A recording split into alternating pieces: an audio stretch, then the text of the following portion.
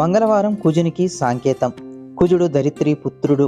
కుజగ్రహం భూమి పరిణామం కన్నా దాదాపు సగం చిన్నదిగా ఉంటుంది. భూమిపై నివసించే వారికి కుజగ్రహ ప్రభావం ఎక్కువగా ఉంటుంది. కుజుడు కలహాలకు, ప్రమాదాలకు, నష్టాలకు కారకుడు. కనుకనే కుజగ్రహం ప్రభావం ఉండే మంగళవారం నాడు శుభకార్యాలను సాధారణంగా తలపెట్టరు. ఈ రోజున గోళ్లు కత్తిరించడం, క్షౌరం మొదలగు పనులు చేయకూడదు. ముఖ్యంగా మంగళవారం నాడు అప్పు ఇస్తే ఆ డబ్బు తిరిగి రావడం చాలా కష్టం అంటుంటారు. మంగళవారం అప్పు తీసుకున్నట్లయితే అది అనేక బాధలకు కారణమై తీరకుండా మిగిలే ప్రమాదం ఉంది. కొందరు మంగళవారం నాడు, శుక్రవారం నాడు ఎవరికి డబ్బు ఇవ్వరు. కొందరు బూజులు కూడా దులుపరు. కొందరు పుట్టింటి నుంచి ఆడపిల్లను పంపరు. ఆడపిల్లను ఇంటి లక్ష్మీదేవిగా భావిస్తారు. అందుకే లక్ష్మీదేవి వారాలుగా పూజ చేసే ఆ 2 రోజులు డబ్బులు ఇవ్వటం గాని, అమ్మాయిని పంపటం గాని చెయ్యరు.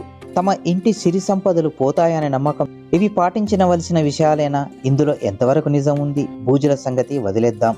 ఎందుకంటే ఆ 2 రోజులు కాకపోతే వేరే రోజుల్లో దులుపుకోవచ్చు. మరి డబ్బుల సంగతి ఏమిటి? జ్యోతిష్ శాస్త్రం ప్రకారం మంగళ శుక్రవారాల్లో డబ్బులు ఇవ్వటం మంచిదా? సంపాదించేవాడు సంపాదిస్తుంటే ఖర్చు చేసేవాళ్ళు ఖర్చు చేస్తారు. కనీసం ఆ 2 రోజులైనా ఆ సోమరితనాన్ని ఆపాలన్న ప్రయత్నము. అలాగే అమావాస్య నాడు కూడా అప్పు ఇవ్వరు. ధనాన్ని అదుపు చేయడానికి ఇది మంచి పద్ధతి. అయినా మనకి గాని ఇతరులకు గాని ఆపద సమయాల్లో ఈ నియమం పనికిరాదు. అలా చేయడం వల్ల మరింత ధనం పోతుంది. ఆ రోజుకు మళ్ళీ చేయించే గుణం ఉందట. అందుకే బ్యాంక్ అకౌంట్ తెరిచి డబ్బు దాచుకోదలిచారా? మంగళవారం నాడు చేయండి. ఆ అకౌంట్లో మళ్ళీ డబ్బు వేస్తూనే ఉంటారు. అలాగే ఎక్కువ అప్పు ఏమైనా ఉండి కొద్దిగా తీర్దాం అనుకుంటున్నారా? మంగళవారం నాడు తీర్చండి.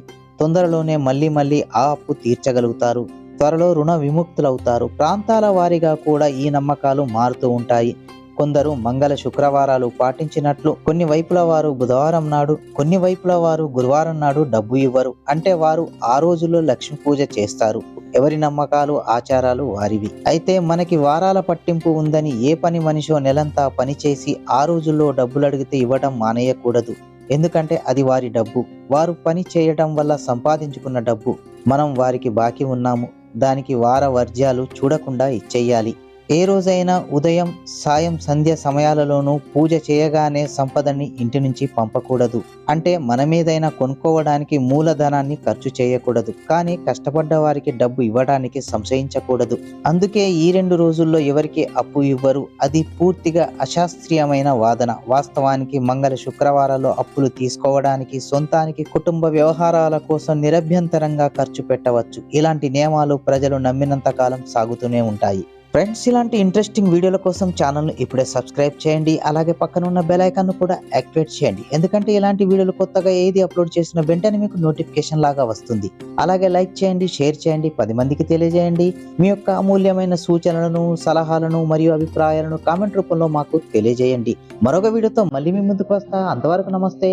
జై హింద్.